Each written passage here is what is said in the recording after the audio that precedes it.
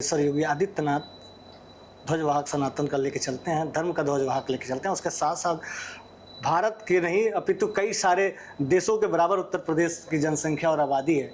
उसका संचालन और नेतृत्व आप किस नज़रिए से देखते हैं और क्या अध्यात्म से जुड़ाव होने की वजह से ही इतनी अच्छी पहल कर पाते हैं? पूज्य महाराज जी की आध्यात्मिक शक्ति का ही ये परिचायक है कि महाराज जी अपनी आध्यात्मिक चेतना के साथ पूरे उत्तर प्रदेश को एक ऐसे सूत्र में बांध के रखती हैं जहां पर लोगों के अंदर आनंद है।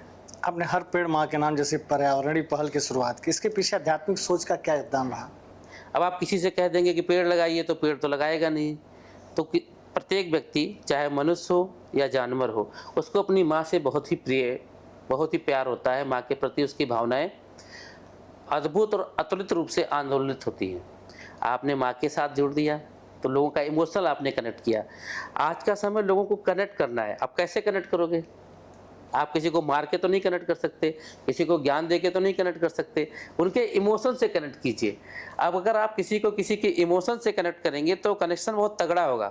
तकनीकी और अध्यात्म क्या दोनों विरोधाभासी हैं या एक दूसरे के पूरक बन सकते हैं? तकनीक को अध्यात्म के साथ या अध्यात्म को तकनीक के साथ अलग करने का कभी प्रश्न ही नहीं करना चाहिए। मैं मानता ही नहीं हूँ कि कोई भी तकनीकी ऐसी होगी जो अध्यात्म से अलग होगी या कोई अध्यात्म ऐसा होगा जो तकनीक से अलग होगा।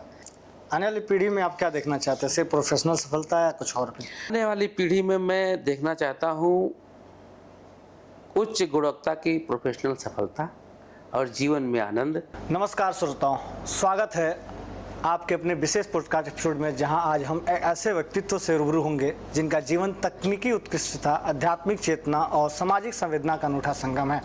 हम बात कर रहे हैं गोरखपुर एयरपोर्ट के सहायक महाप्रबंधक संचार, प्रभारी परिचालन, संचार एवं टर्मिनल विजय कौशल जी की, जिन्होंने न केवल एयर नेविगेशन के क्षेत्र में उल्लेखनीय उपलब्धियां दर्ज की है, बल्कि अपने कार्यस्थल को पर्यावरण और संस्कृति से भी जोड़ने का कार्य किया है। DVOR, DME जैसी तकनीकी में सफल संचालन को लेकर हरित एयरपोर्ट की परिकल्पना तक विजय कौशल जी ने एयरपोर्ट अथॉरिटी ऑफ इंडिया के मंच पर गोरखपुर को गौरवान्वित किया है। लेकिन उनका जीवन सिर्फ रनवे और रडार तक सीमित नहीं है। अध्यात्म में गहराई, रामकथा की मधुर वाणी और हर पेड़ माँ के नाम जैसी सामाजिक पहल उनके व्यक्तित्व के उस आयाम को उजागर करती है जहाँ सेवा, साधना और संस्कृति का एक साथ चलती है। आज के इस पॉडकास्ट में हम जानेंगे विजय कौशल जी से कि उनकी प्रोफेशनल यात्रा कैसे शुरू हुई, उनका आध्यात्मिक दृष्टिकोण उनके नेतृत्व में कैसे मदद करता है और समाज, पर्यावरण, युवा शक्ति को लेकर उनके क्या स्वप्न हैं। तो जुड़िए, क्योंकि आज हम आपको मिलवाने जा रहे हैं एक ऐसे व्यक्तित्व से जो सिर्फ हवाई अड्डे नहीं, ज़मीन से जुड़े दिलों में भी उड़ान भरना जानते हैं। आइए स्वागत करते हैं विजय कौशल जी का। विजय जी, आपका बहुत बहुत स्वागत है। बहुत बहुत धन्यवाद। आपकी पेशेवर यात्रा कैसे शुरू हुई और आप तकनीकी क्षेत्र में आने की प्रेरणा कैसे ली? सर्वप्रथम आपसे वार्तालाप करने से पहले जय माई की जय बाबा। जय बाबा। तकनीकी यात्रा शुरू नहीं होती। आपके विद्यार्थी जीवन में जो आपका ज्ञान है और जिस समय आप पढ़ते हैं, खासकर से जब आप 9th या 10th क्लास में होते हैं, आपकी मैथ, आपकी फिजिक्स, आपकी केमिस्ट्री, आपकी बायोलॉजी या फिर ऐसे सब्जेक्ट जो कॉमर्स या हिस्ट्री या ज्योग्राफी के होते हैं, और उन सब विषयों में आपकी रुचि जिस तरफ आपको आगे ले जाती है, वो आपका आने वाला समय उसके साथ आपको चैनलाइज करके उस रुचि की ओर ले जाता है। अगर आपकी मैथ अच्छी है, फिजिक्स अच्छी है तो आप इंजीनियरिंग करते हैं, आपका बायोलॉजी अच्छा है तो आप मेडिकल करते हैं, UPSC की तैयारी करते हैं। तो तकनीकी क्षेत्र में जाने का विशेष मतलब ये है कि अगर आप मैथमेटिशियंस अच्छे हैं तो निश्चित रूप से आपकी फिजिक्स और आपका जो है केमिस्ट्री अच्छी होगी और आप तकनीकी क्षेत्र की तरफ जाएंगे। आप एयर नेविगेशन जैसे अत्यंत तकनीकी क्षेत्र में हैं, लेकिन साथ ही आपका झुकाव अध्यात्म की ओर है। आप दोनों का संतुलन आपस में कैसे बना पाते हैं? ये प्रश्न थोड़ा सा लोगों की समझ से बाहर है, क्योंकि विवेकानंद की बात करें, हम शंकराचार्य की बात करें, हम बुद्ध की बात करें, हम अरस्तु की बात करते हैं, हम गुरजीएफ की बात करते हैं। आपका काम आपका पेशेवर अंदाज है और उस काम को करने का तरीका आपके जीवन के बहुत सारे समन्वय सूत्रों को जोड़कर बनता है। आध्यात्मिक होने का ये मतलब नहीं है कि आप घंटों पूजा करते हैं। आध्यात्म ये नहीं कहता है कि आप अपने कर्म क्षेत्र को छोड़कर मंदिर में बैठे रहें।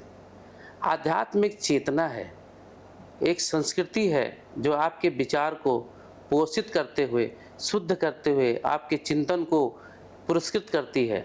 आपको अपने अंदर जो ब्रह्मनाद की हम बात करते हैं, वो नाद की अनुभूति कराता है, मन को शांत रखता है। जब आपका मन शांत होगा, आपकी इच्छाएं शांत होगी, तब आप कंट्रोल में रहेंगे, नियंत्रित रहेंगे, चेतना के साथ बंधे रहेंगे।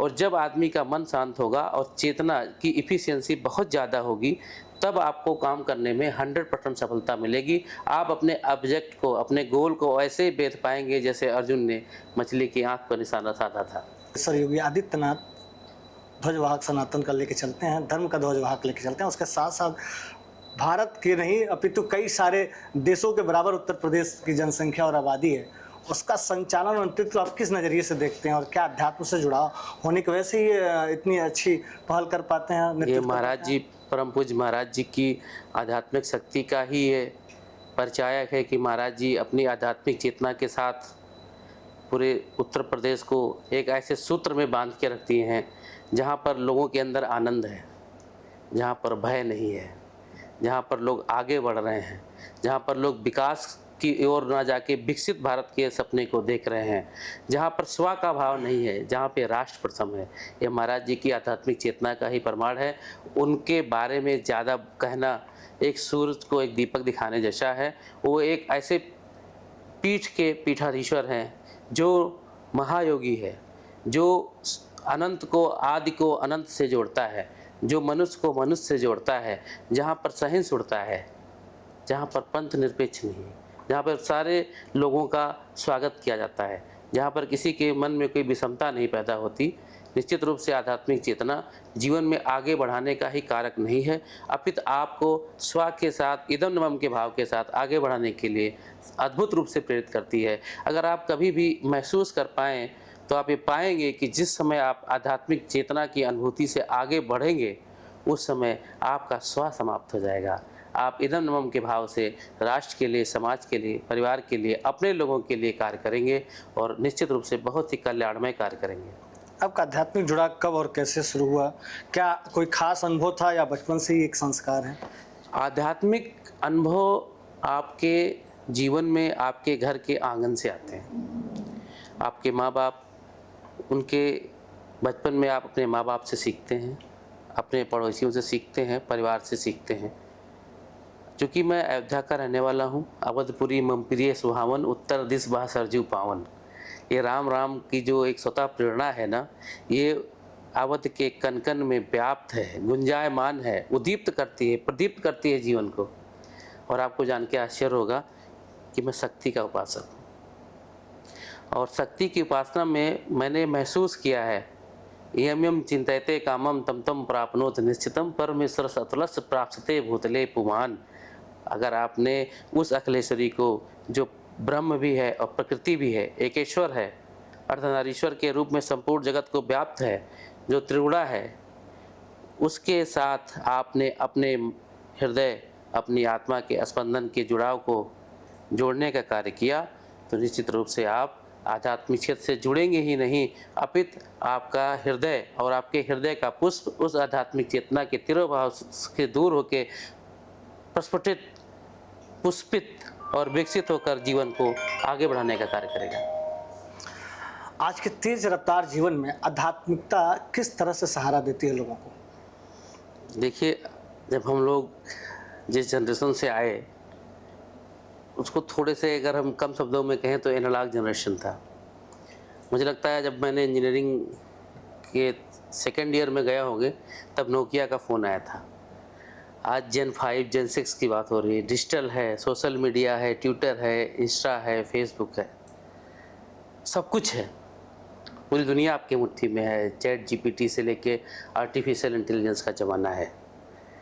पर आप महसूस कीजिए कि जब चारों तरफ से इतनी एनर्जी रेडिएट होगी, तो जो आदमी उस एनर्जी के बीच में है, वो कैसे उस एनर्जी को एब्जॉर्ब करेगा, उसकी पॉजिटिविटी को एब्जॉर्ब करेगा, उसकी नेगेटिविटी से अपने आप को बचाएगा।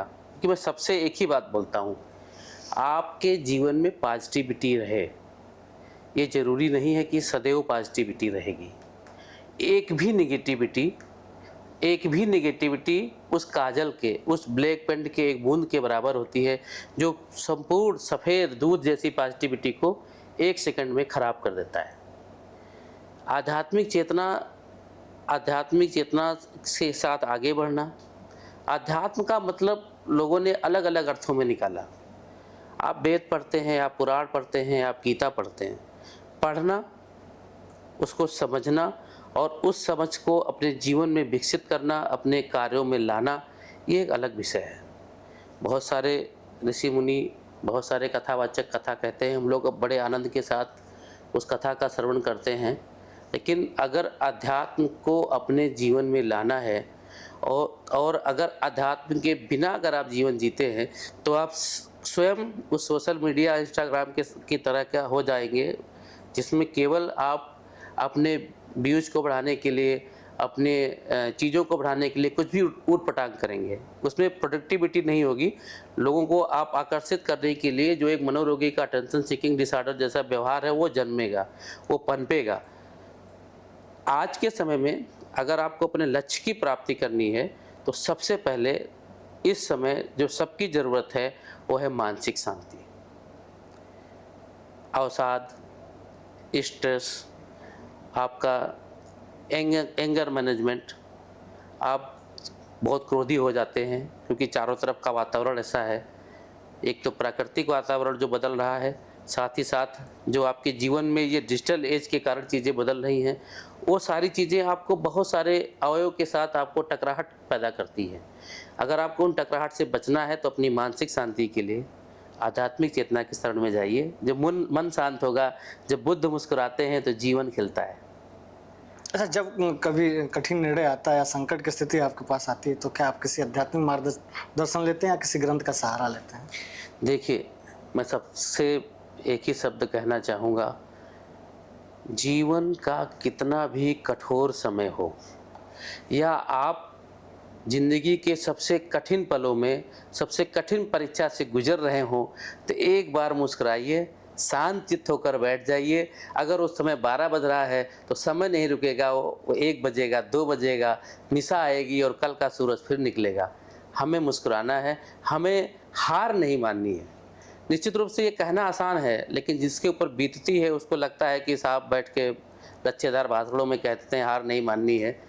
लेकिन अगर आपने अपने जीवन को आध्यात्मिक चेतना के साथ विकसित किया है तो मुझे नहीं लगता कि आप जीवन की किसी भी कठिन स्थिति में निर्णय लेने में अपने आप को कमज़ोर पाएंगे।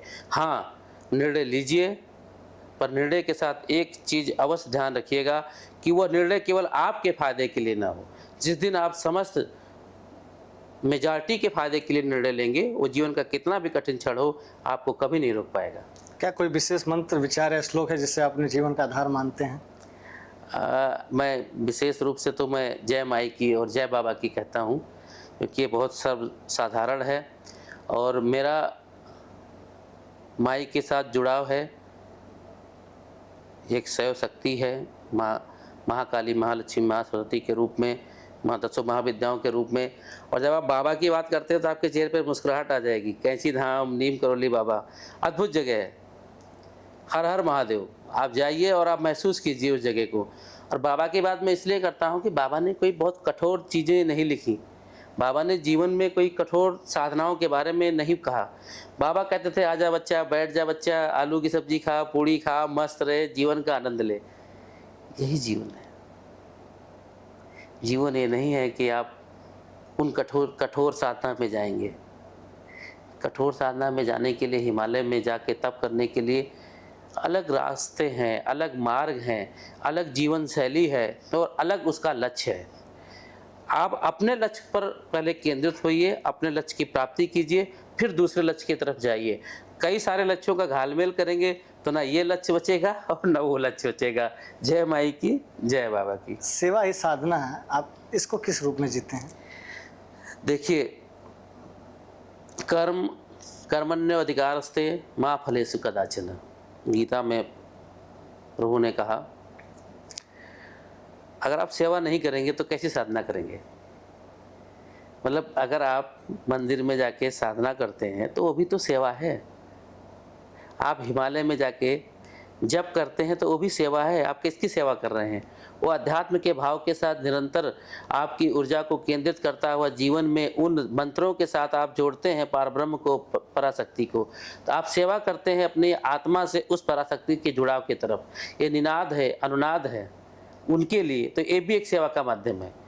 पर नर सेवा, नारायण सेवा से बढ़कर कोई सेवा इस धरती पर नहीं है।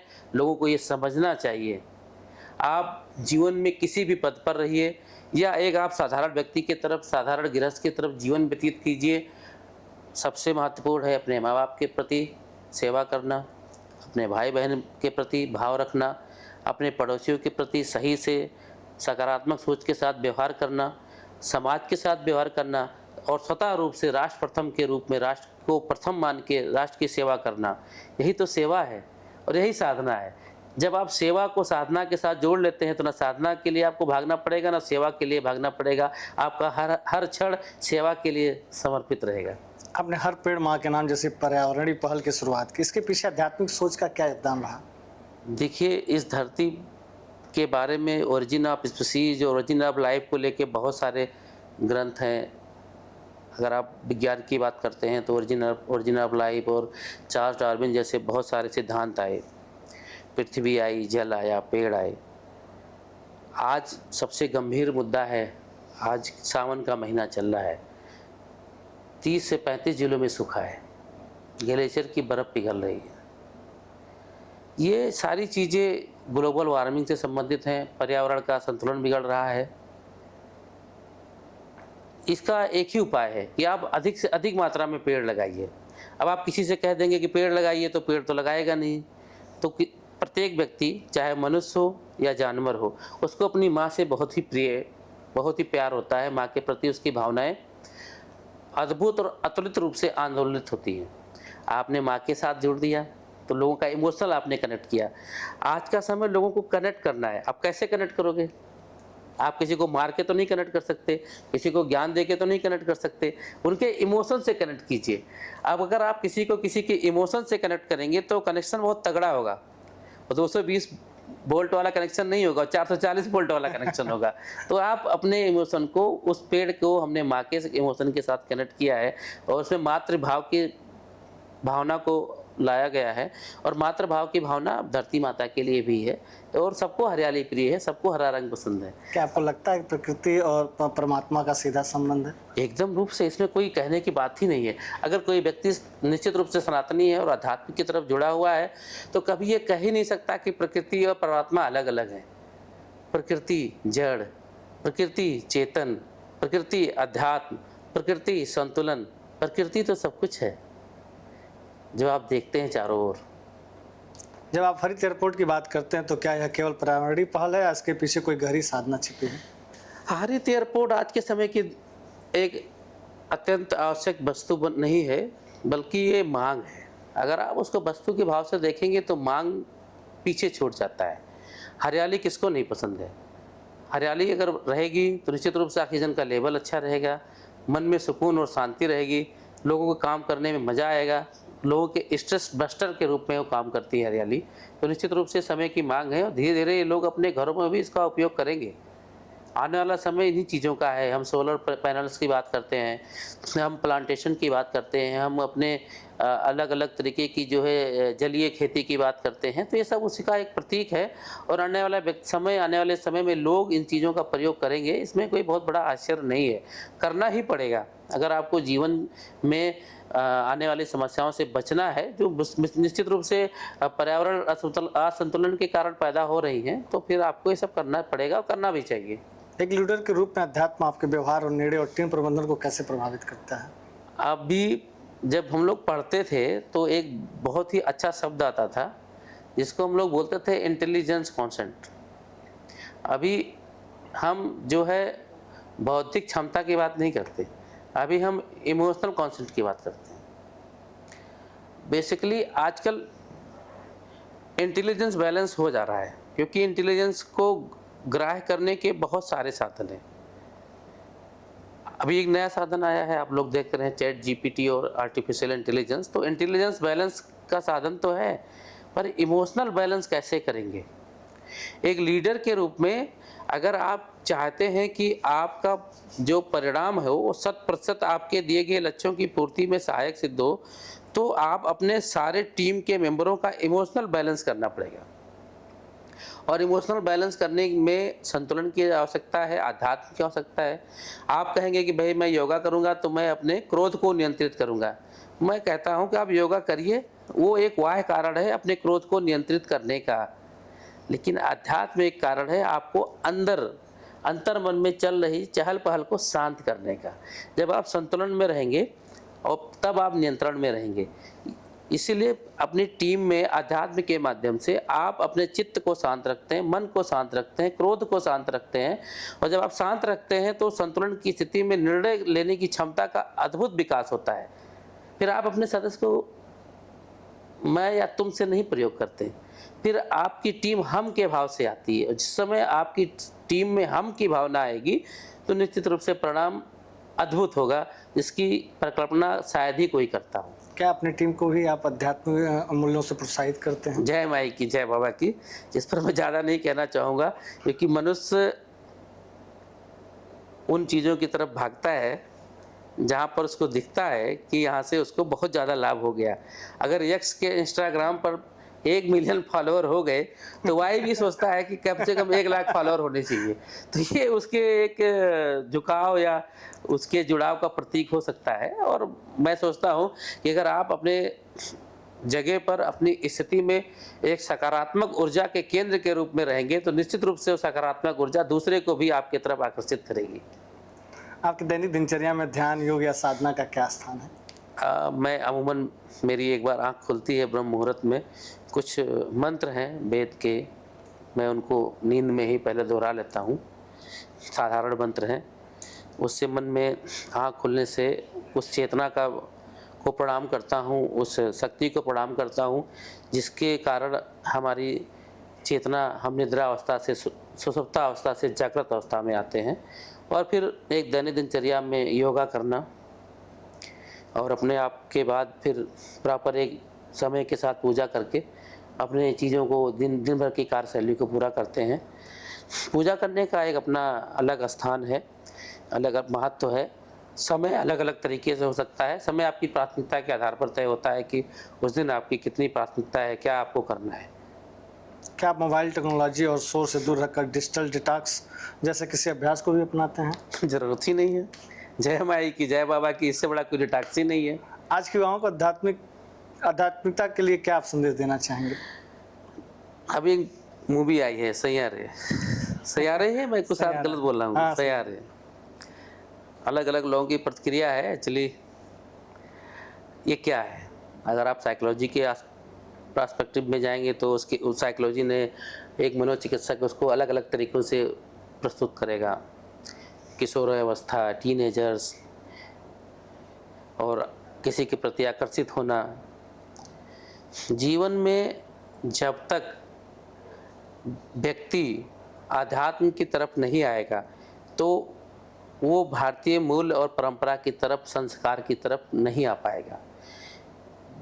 वस्तुतः भारतीय मूल, संस्कार और परंपरा बचपन से पीढ़ियों दर पीढ़ियों तक एक ऐसे मूल्यों का विकास की है जिससे व्यक्ति आध्यात्मिक चेतना के साथ ओतप्रोत होकर सकारात्मक भाव के साथ जीवन को आगे बढ़ाता है। बहुत सारी चीज़ें हैं जो आप समाज में देखते हैं, बहुत सारे तरीके के अपराध समाज में बढ़ रहे हैं, बहुत सारी चीज़ें समाज में घट रही हैं, बहुत सारे विरोधाभाव उत्पन्न हो रहे हैं। ये क्यों हो रहे हैं? क्योंकि हम अपने बेसिक वैल्यूज से अलग जा रहे हैं। जब हम पढ़ते थे कक्षा 8 तक तो हमको नैतिक शिक्षा पढ़ाया जाता था। मुझे आश्चर्य होता है आज नैतिक शिक्षा की कोई बात नहीं करता। नैतिक शिक्षा का मतलब यही है कि आपके जीवन में कौन सी शिक्षा महत्वपूर्ण है। हम बहुत बड़े विद्वान बन जाएं, हम बहुत बड़े डॉक्टर बन जाएं, हम बहुत बड़े सॉफ्टवेयर इंजीनियर बन जाएं, हम बहुत बड़े जो है साइंटिस्ट बन जाएं, लेकिन अगर हमारे अंदर नैतिकता का गुण नहीं है, अगर हमारे अंदर नैतिक शिक्षा नहीं है, तो क्या हम जीवन में मूल्यवर्धन कर सकते हैं? निश्चित रूप से जीवन का अवमूल्यन का कारक है। इसलिए आज के समय में युवाओं को मैं यही कहना चाहता हूँ कि अपने परिवार में अपने संस्कार के साथ अपने आप को आगे बढ़ाइए, अपने लक्ष्य की ओर प्राप्ति कीजिए, क्योंकि इस समय लक्ष्य को अलक्ष्य करने के लिए असंख्य साधन उपलब्ध हैं। जो चीज़ें हम लोग अपने युवावस्था में जान पाए, आजकल वो बाल्यावस्था में लोग देख रहे हैं, समझ रहे हैं, जान रहे हैं। मैं ये नहीं कहता कि आप मॉडर्न ना बनिए, मैं ये नहीं कहता कि आप इस Gen 5 और Gen 6 की जनरेशन की मैं बुराई कर रहा हूँ। मेरा सिंपल सा कहना है, बहुत ही साधारण रूप से कहना है कि जीवन में जो अच्छा लगे वो करिए, लेकिन एक चीज़ का ध्यान रखिए कि आपके अच्छा लगने में दूसरे के साथ उसका बुरा प्रभाव न पड़े, और आनंद जीवन में रहे। और आनंद तभी रहेगा जब आप तनाव रहित रहेंगे, और तनाव रहित तभी रह पाएंगे जब आप अच्छे मूल्यों के साथ जीवन को आगे बढ़ाएंगे। अच्छा, आज के वर्तमान समय में जो संस्कार है, संस्कृति, धरोहर और परंपराएं हैं, वो पीढ़ी दर पीढ़ी स्थानांतरण हो पा रही और नहीं हो पा रही, तो वजह क्या है? उसका एक ही वजह है, सब लोग जानते हैं। पहले हम लोग झोपड़ों में रहते थे तो माई बाबा, दादा नानी, काका काकी, मामा भांजी भांजे सबसे मिलते जुलते रहते थे। आजकल हम लोग स्टूडियो अपार्टमेंट में रहते हैं, तो 2-4 लोग आ जाएं तो लोगों को दिक्कतें होने लगती है। तो ये कोई बहुत बड़ा विषय नहीं है, और मैं ऐसा भी नहीं मानूंगा। आज भी बहुत सारे संयुक्त परिवारों में पीढ़ी दर पीढ़ी स्थानांतरित हो रही है, और मैं अवश्य एक चीज़ पर ध्यान देता हूँ, जो एक साइकोलॉजी का बेसिक फंडा है कि किसी भी व्यक्ति का जो जीवन है, उसके व्यवहार करने का तरीका है और जो उसका आचरण है, वो उसके जीन पर तो डिपेंड करता ही करता है। साथ में जो एम्बिएंट फैक्टर है वो उसका एक बहुत बड़ा कारक है।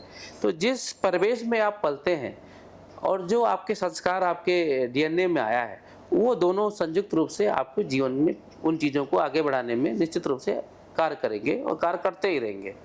तकनीकी और अध्यात्म क्या दोनों विरोधाभासी हैं या एक दूसरे के पूरक बन सकते हैं? तकनीक को अध्यात्म के साथ या अध्यात्म को तकनीक के साथ अलग करने का कभी प्रश्न ही नहीं करना चाहिए।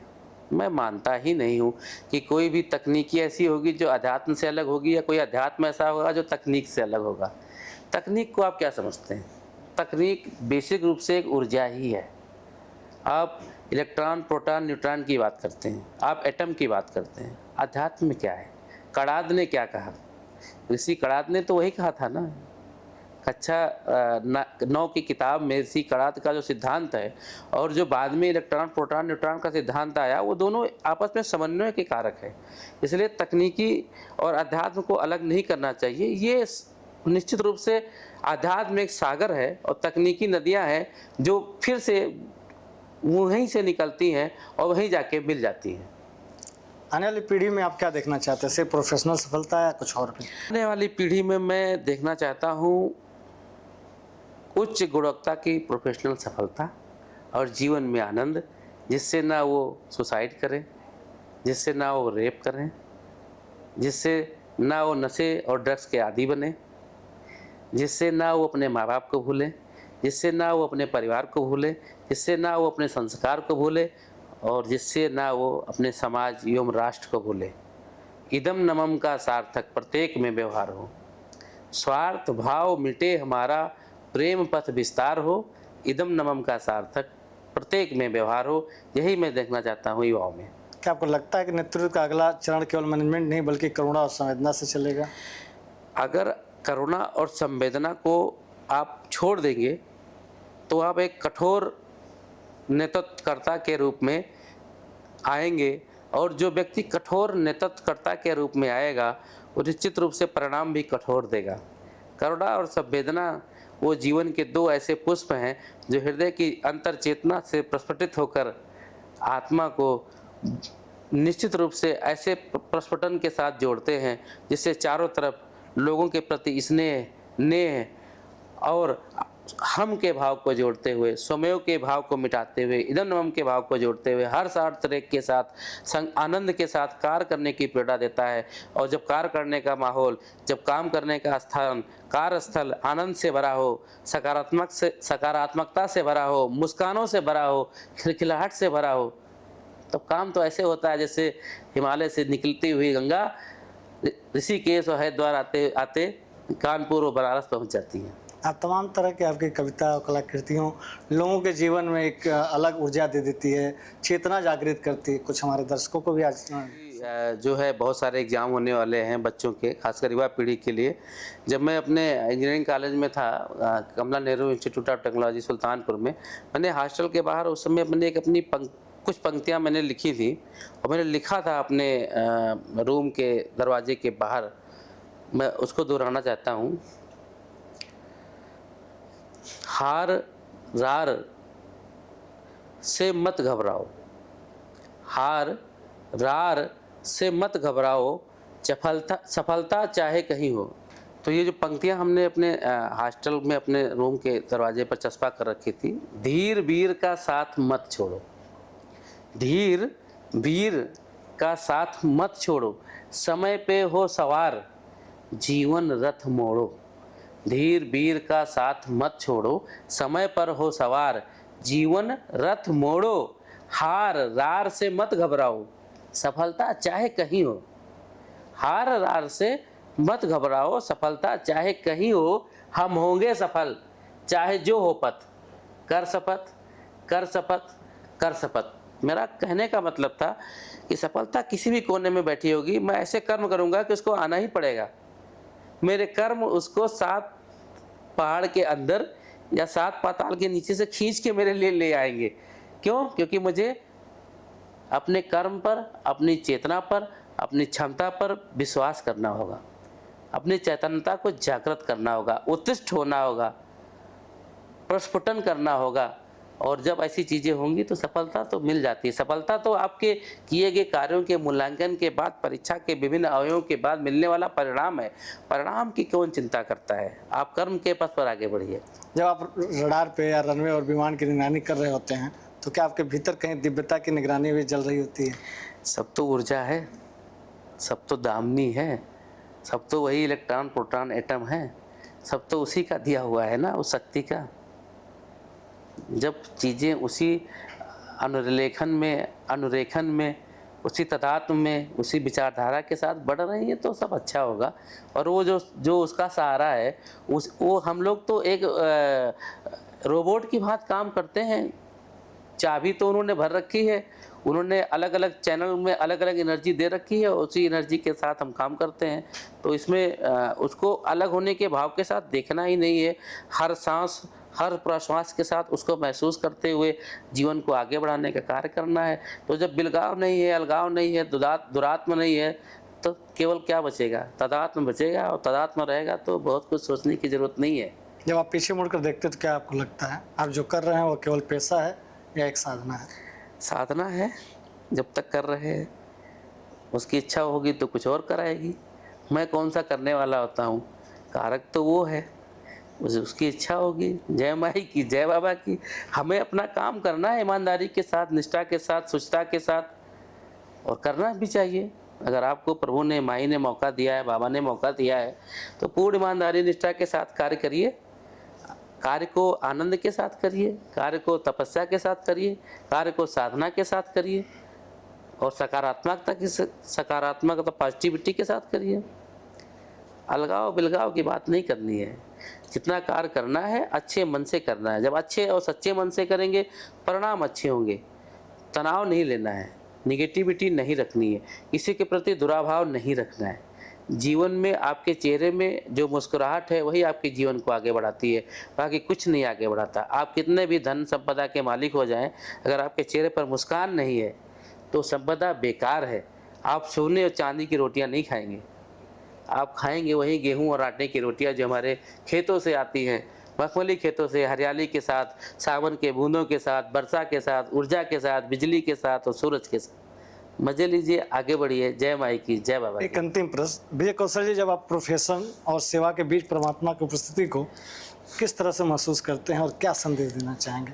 परमात्मा की उपस्थिति का प्रश्न ही नहीं है। मैंने कई बार आपसे कहा, परमात्मा सर्वव्यापी है, हरि व्यापक सर्वत्र समाना और प्रेम से प्रकट भये भगवाना। मैं तो कहता नहीं कि आप माला लेके जपिए, आप मन से जपिए। आप किसी जो है नीडी व्यक्ति की सहायता कीजिए, वो भी एक पूजा है। किसी ऐसे व्यक्ति के लिए खड़े होइए जिसके आपके खड़े होने से उसका जीवन बच जाएगा, उसके जीवन में हंसी आ जाएगी, उसके जीवन में आनंद आ जाएगा, वो भी एक पूजा है। आप उनको अलग कैसे कर सकते हैं? उस भाव को अपने जीवन में जोड़ने की बात करनी है। इसलिए बार बार मैं जोड़ने की बात करता हूँ, मैं तदात्म की बात करता हूँ, मैं अनुनाद की बात करता हूँ। तो अनुनाद में भी नाद है, आनंद है और विग्रह है, ग्रह नहीं है। ग्रह से दूर रहिए। जय माई की, जय बाबा की। तो साथियों, आपने सुना एक ऐसी आवाज़ जो सिर्फ निर्देश नहीं देती है, प्रेरित करती है। एक ऐसा मन जो केवल तकनीकी दक्षता नहीं, आध्यात्मिक ऊंचाइयों में भी डूबा है। विजय कौशल जी ने हमें आज यह एक एहसास दिलाया है कि प्रोफेशन सिर्फ रोटी का जरिया नहीं, रचना का माध्यम भी हो सकता है। और अध्यात्म कोई संन्यास नहीं, संवेदनशील सेवा का रूप भी हो सकता है। जहाँ टेक्नोलॉजी हवाई जहाज़ों को उड़ान देती है, वहीं चेतना मनुष्य की ऊंचाई देती है। और जब दोनों का मेल हो तो एक हरा भरा एयरपोर्ट नहीं, एक जीवंत जागरूक समाज बनता है।